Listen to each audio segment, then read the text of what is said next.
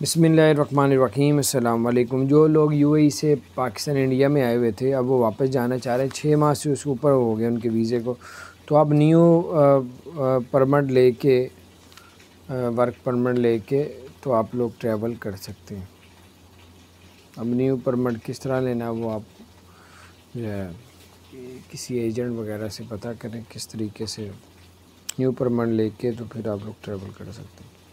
दूसरी खबर ये है कि जो लोग भी जो है वो पार्ट टाइम जॉब करना चाहते हैं, दुबई में मौजूद हैं, तो वो लोग अब जॉब कर सकते हैं और पहली कंपनी से इजाज़त लेने की भी ज़रूरत नहीं पड़ेगी।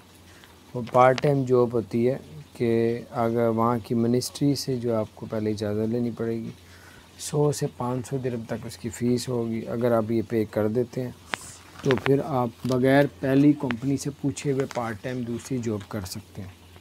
बहुत ही अच्छी खबर है। तीसरी खबर ये है कि इंडिया पाकिस्तान के लिए अगर आपने वैक्सीन इंडिया पाकिस्तान से 2 लगवा ली हैं तो अब तब भी ट्रैवल कर सकते हैं, लेकिन WHO से मंजूर शुदा हो जो आपने वैक्सीन लगवाई है। तो फिर ICA यानी कि यूएई की किसी भी रियासत में जा सकते हैं।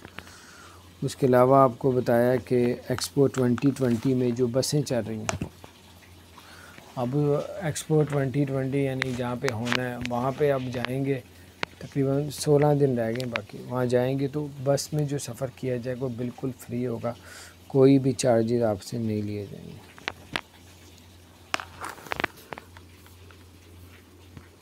ये थी अपडेट्स आज की, मैंने कहा आपसे शेयर करूँ। अपना ख्याल रखें। चैनल को सब्सक्राइब नहीं किया तो सब्सक्राइब कर दें, बेल आइकन प्रेस कर दें ताकि नई से अपडेट्स आप तक पहुँचती है। अस्सलाम वालेकुम।